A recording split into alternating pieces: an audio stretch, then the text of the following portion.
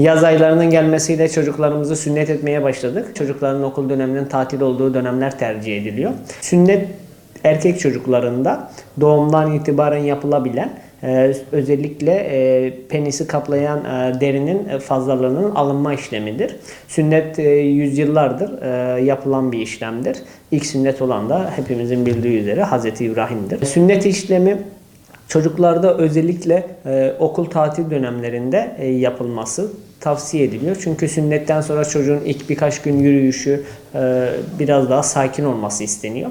Sünnet işlemi küçük de olsa cerrahi bir işlemdir. Sünnet işlemi her cerrahi işlemde olduğu gibi güvenli yerlerde, steril ortamlarda yapılması gerekiyor. Sünnet işlemi özellikle nelere dikkat etmek gerekiyor? Her şeyden önce çocuğun sünnet bilgilendirmesi, sünnetle ilgili ciddi bir bilgilendirme yapılmadan çocuklar bazen bunu çok gözünde büyütüp korkabiliyorlar. Bu noktada aileler ve sünnet yapan sağlık personeli çocukları sünnet noktasında bilgilendirmeli.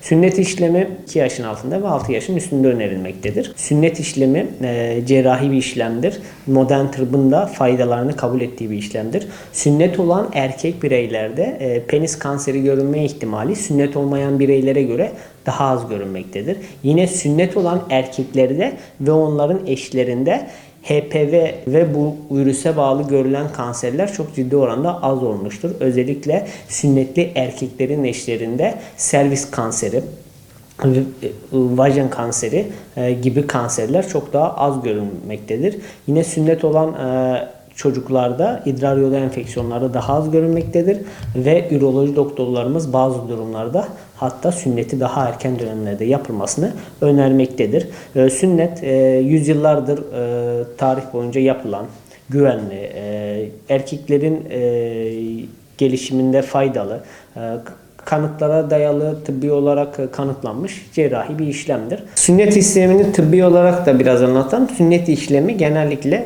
lokal anestezi altında yapılmasını tavsiye ettiğimiz bir işlem. Genel anestezi sünnet esnasında istemiyoruz çünkü kısa bir işlem ve çocuk doğru bilgilendirilirse bu işlemdeki lokal anestezi ile yapılabilecek bir işlem. Sünnet sonrası çocuk düzenli pansumanları yapmalı ve istenmeyen bir durum gerçekleştiğinde mesela idrar yapamama, sünnet penis etrafında ve sünnet derisinin etrafında aşırı şekilde kabuklanma, enfeksiyon durumlarında doktora başvurmak gerekiyor. Ve sünnet sonrası ilk günler çocuklar biraz istirahat edip fazla hareket etmemelerini istiyor. Çünkü çok koşup oynarsa dikişleri taze olduğu için küçük de olsa kanamalara sebep verebiliyor. Bunlara da dikkat etmek gerekiyor.